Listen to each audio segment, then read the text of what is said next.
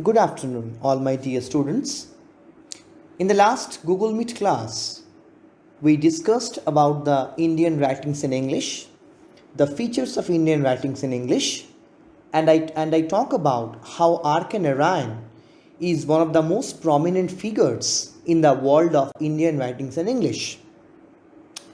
I mentioned these areas before in the last class is that how literature remains a perfect reflection of society, how we get a mirror of society through the literary texts. Now, coming back to this text, Leela's friend, as I mentioned some areas of the story element in your last class, that this text is a perfect example of the Indian writings in English, which perfectly displays or reflects the then Indian customs, rituals, society, and different kinds of things. Now, coming to the story element of the text revolves around three characters, mostly three characters: Mr. Shiv Shankar, who is the head of the family, Leela, his 5-year-old daughter, and Siddha, a poor homeless boy. Now, the story predominantly talked about the friendship between Leela and Siddha and how it became deeper and deeper. And Leela got a friend with whom she could talk, she could play, she could enjoy her time. But like every other stories or in our society, some things are there like the scars, like the stigmas, which could not be raised. So the story took an unexpected turn with the missing of Leela's gold chain. The inspector, when produced Siddha replied that he had not taken the chain. And after few days, Leela's chain was found in a tamarind pot. But unfortunately, at the end of the text, Siddha's position doesn't improve. Siddha remained a criminal in the eyes of the society.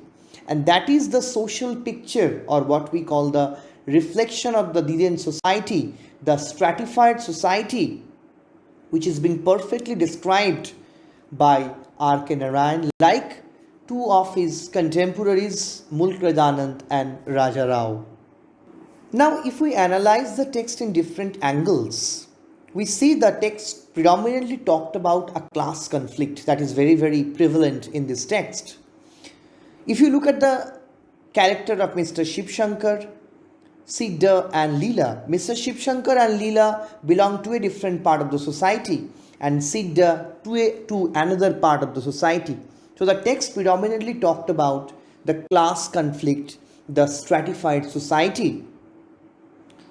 And if you look at the characters also, it's very interesting that Leela is characterized by her simplicity and innocence. But Siddha is a victim of the social oppressive system.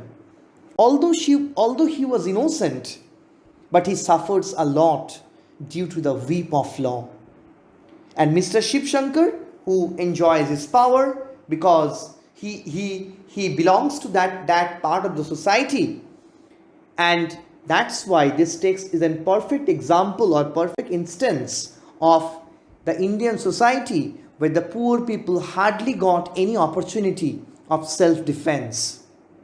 Siddha remains a mute sufferer of the law. That's why it is very interesting to talk, because when we talk about literature doesn't mean about all the time only about some texts. It is, as I mentioned in your last class, it is the social anthropology of that time. It is the history of that time. It is the sociology of that time. So you have to analyze literary text from different angles to talk about different. Suppose if I give you an example. Suppose when we talk about Henry Vivian Derozio or Raja Rammohun Roy, if there are any texts on them, so before reading about them, you have to definitely know what is Renaissance, the term of Renaissance, and specifically the Renaissance in Bengal. Because without knowing that, you cannot understand the value of Dirozio or Raja Ram Mohan Roy. Same thing in today's world. If you think of today's novelists, they every time talk about social networkings, the use of Facebook, Twitter, Instagram, and those, and the impact of those elements. And the way weird the teaching learning process is going today, the online mode.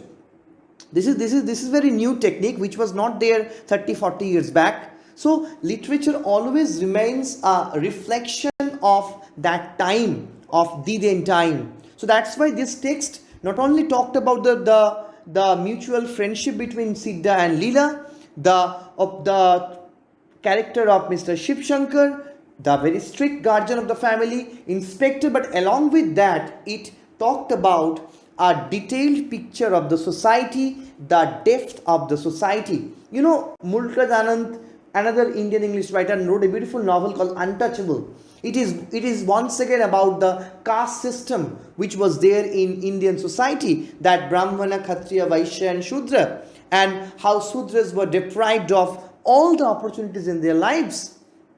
So in that manner, this literary text not only remains as only stories of these fictional characters, but they remained the replica of that time.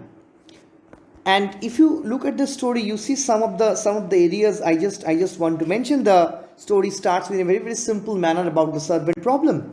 But if I talk about from that area some important sections about that, how Leela enjoyed Siddha's company.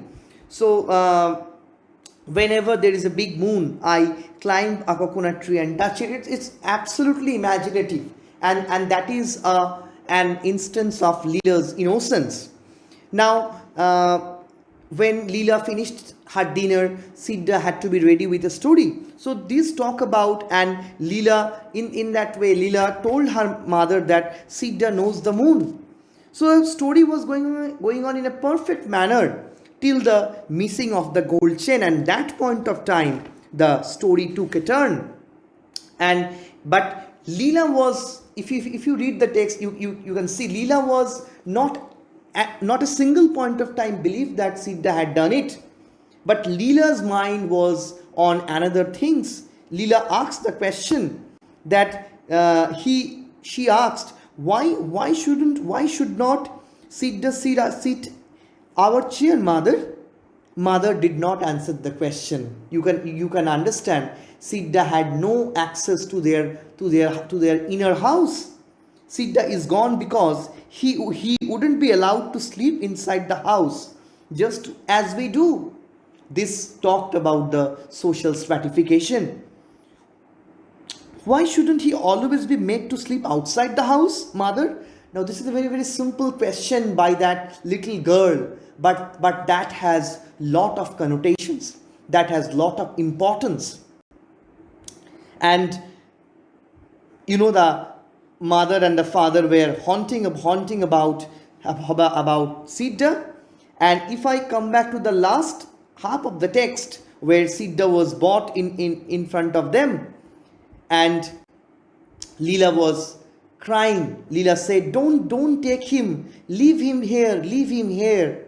She clung to Siddha's hand. He looked at her mutely like an animal. It's like that he have no one to defend. So he became a victim of law. A few days later, putting her hand into the tamarind pot in the kitchen, Leela's mother picked up the chain. She took it up and washed up the coating of the tamarind on it. So you can understand, the gold chain was found in the tamarind pot of their own house.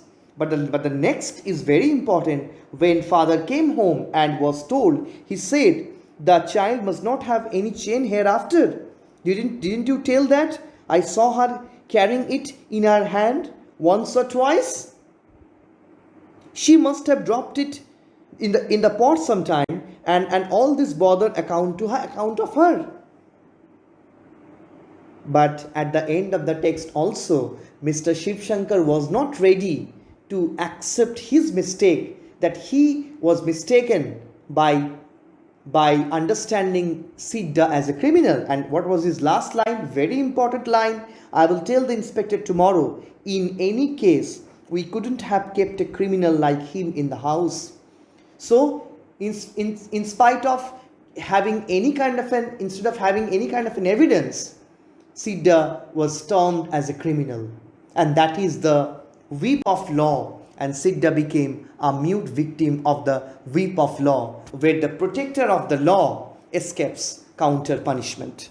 So this is how the story comes to an end. So read the text in details. If you have any questions, follow my presentation along with the question answers I will supply.